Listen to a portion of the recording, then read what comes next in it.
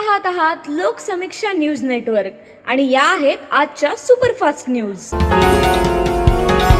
या बातमीपत्राचे प्रायोजक आहेत नंदिनी कलेक्शन, फक्त महिलांचे परिपूर्ण दालन, माऊली निवास, कल्याण मंडपमच्या बाजूस, यशोधन नगर, परभणी। नमस्कार, मी प्रभू दिपके लोकसमीक्षा न्यूज नेटवर्क मध्ये आपलं स्वागत करतो। आपण पाहत आहात परभणीचं एकमेव बातमीपत्र Loksamiksha superfast. Red Apple exclusive MIDC परिसर परभणी। परभणी जिल्ह्याचे पोलीस अधीक्षक रवींद्रसिंह परदेशी आणि अपर पोलीस अधीक्षक सूरज गुंजाळ यांचं राज्य शासनानं आज 30 एप्रिल रोजी बदलीचे आदेश काढले आहेत। या संदर्भात शासनाचे सहसचिव सुग्रीव धपाटे यांनी आदेश जारी केले आहेत। पोलीस अधीक्षक रवींद्रसिंह परदेशी यांची राज्य गुप्तवार्ता विभाग मुंबईच्या उपायुक्तपदी तर अपर पोलीस अधीक्षक सूरज गुंजाळ यांची अपर पोलीस अधीक्षक मालेगाव या आस्थापनेवर बदली करण्यात आलेली आहे। याच आदेशान्वये अमरावती ग्रामीणचे अपर पोलीस अधीक्षक पंकज कुमावत यांची परभणीच्या नूतन पोलीस अधीक्षक पदावर पदस्थापना करण्यात आलेली आहे। पोलीस अधीक्षक म्हणून रवींद्रसिंह परदेशी यांनी विशेष कामगिरी बजावली। त्यांच्या कार्यकाळामध्ये लोकसभा, विधानसभा, स्थानिक स्वराज्य संस्थांच्या महानगरपालिका, नगर परिषद, जिल्हा परिषद व पंचायत समिती तसंच ग्रामपंचायतीच्या निवडणुका शांततेत आणि कुठल्याही अप्रिय घटनांशिवाय पार पडल्या। तर नव्या दमाचे आणि तरुण असलेले अपर पोलीस अधीक्षक सूरज गुंजाळ यांना साधारणतः वर्षभराचा कालावधी परभणी जिल्ह्यात मिळाला। या छोट्या कार्यकाळातही सूरज गुंजाळ यांनी उल्लेखनीय कामगिरी बजावली आहे।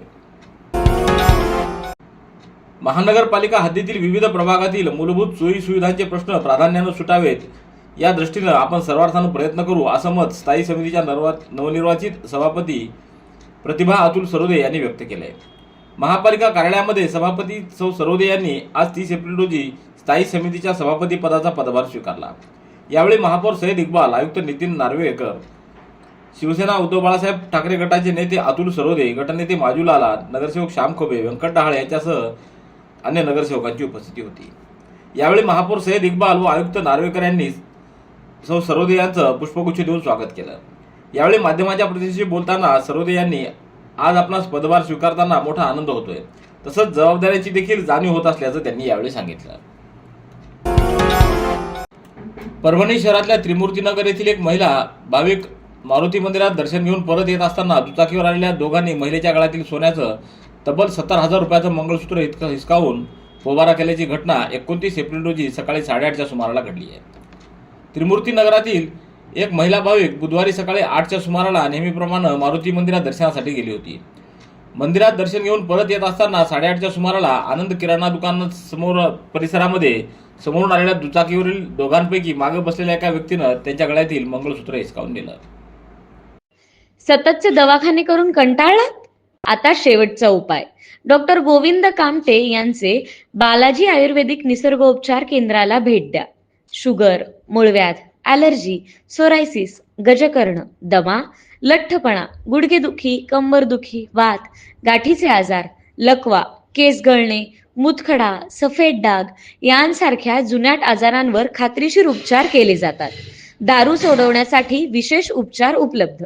संपर्क डॉक्टर गोविंद कामटे, आयुर्वेद विद्याविशारद, बालाजी आयुर्वेदिक निसर्गोपचार केंद्र, तलाठी कार्यालयाच्या बाजूला, वसमत रोड, परभणी। संपर्क 9921691008। उद्या 1 मे रोजी महाराष्ट्र दिन जिल्हाभरात साजरा होत असून यासाठी प्रशासनाकडून जय्यत तयारी करण्यात आलेली आहे।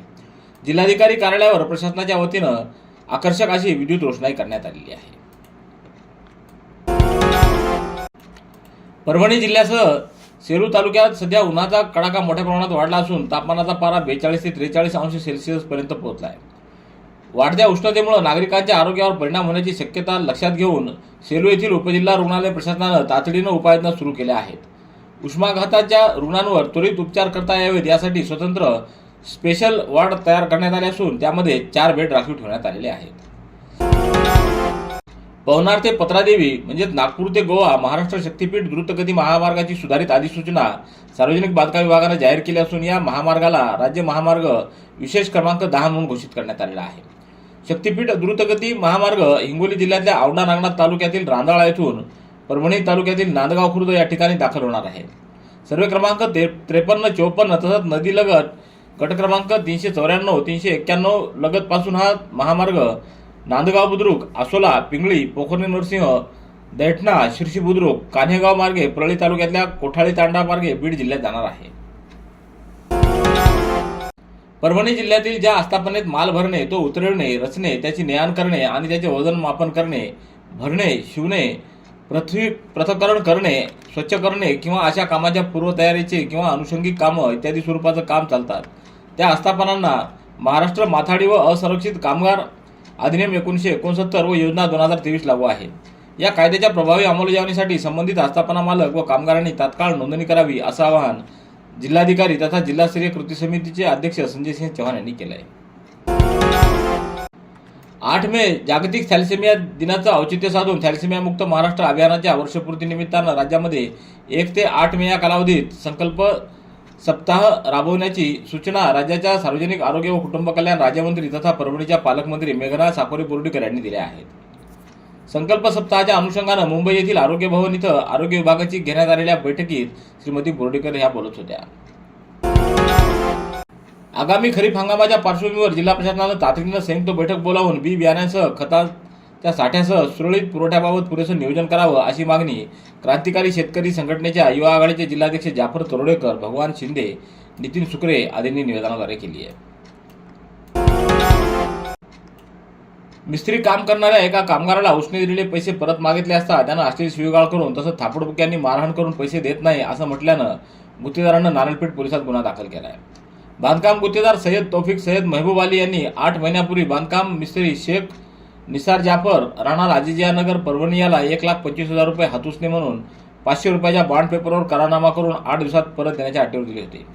मात्र अनेक महिने उलटूनही पैसे परत न दिल्यानं तसंच मोबाईल नंबर बंद येत असल्यानं बांधकाम गुत्तेदार चिंतेत होता. सोमवारी बांधकाम मिस्त्री शेख निसार जिंतूर रस्ता परिसरातील एका हॉटेलात दिसला असता उसने दिलेले पैसे मागितले असता त्यानं अश्लील शिवीगाळ करून थापडबुक्यांनी मारहाण केली. Red Apple furniture, smart furniture for smart people. Exclusive Parbhani शहरातील भव्य शोरूम रेड ॲपल एक्सक्लुझिव्ह, भारतातील स्मार्ट फर्निचर ब्रँड आता आपल्या परभणी शहरामध्ये. हो, आता आपल्या परभणी शहरामध्ये. या अंतर्गत ऑफिस, बेडरूम, डायनिंग, लिव्हिंग इत्यादी प्रकारचे फर्निचर आपणास मिळेल. Bedroom set, bed, dressing table, sofa set, कपाट, डायनिंग टेबल टीपॉय आणि स्टील फर्निचर इत्यादी सर्व प्रकारचे फर्निचर तेही आकर्षक किमतीमध्ये उपलब्ध आहे. एक वेळ अवश्य भेट द्या. रेड ॲपल फर्निचर, MIDC परिसर, भारतीय स्टेट बँकेच्या जवळ, परभणी.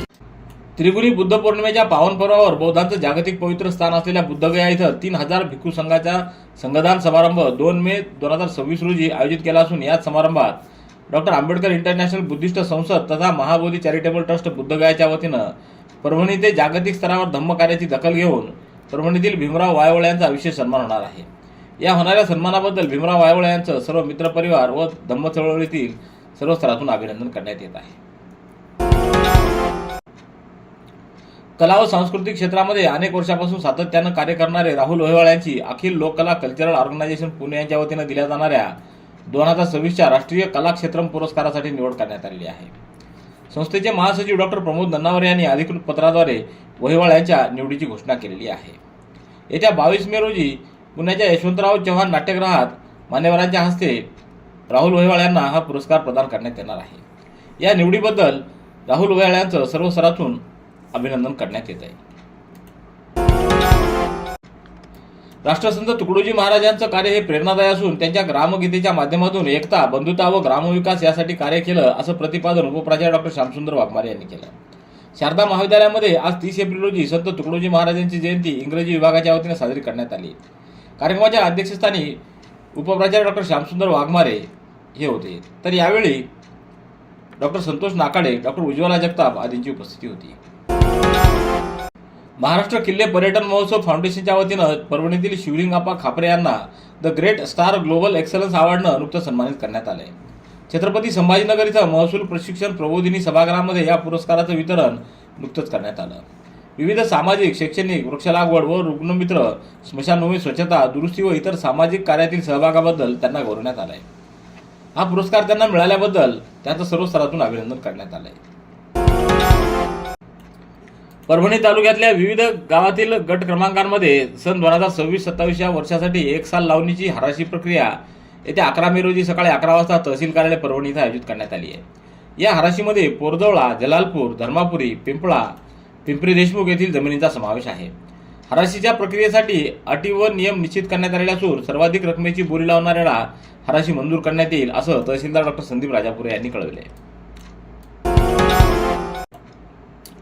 भारतरत्न डॉक्टर बाबासाहेब आंबेडकर स्वाधार योजनेअंतर्गत शैक्षणिक वर्ष 2025-26 या वर्षातील विद्यार्थ्यांनी भरलेल्या अर्जामध्ये असलेल्या त्रुटी पूर्ण करण्याबाबत यापूर्वी सहाय्यक आयुक्त समाज कल्याण कार्यालयानं वारंवार कळवलेलं आहे, परंतु काही विद्यार्थ्यांनी अद्यापही त्रुटीची पूर्तता केली नाही। अशा विद्यार्थ्यांनी 5 मे पर्यंत ऑनलाईन त्रुटीची पूर्तता करून त्यांची प्रिंट ऑफलाईन पद्धतीनं कार्यालयात जमा करावी असं आवाहन करण्यात आलंय। रेड ॲपल एक्सक्लुझिव्ह MIDC परिसर परभणी। याबरोबरचे बातमीपत्र संपलं। पुन्हा भेटूया उद्याच्या सुपरफास्ट बातमीपत्रात। पाहत रहा लोकसमीक्षा। तुम्हाला हे बातमीपत्र कसं वाटलं याबद्दल आपली प्रतिक्रिया नोंदवा। दररोजचे अपडेट्स मिळवण्यासाठी लोकसमीक्षा चॅनलला सबस्क्राईब करा। धन्यवाद।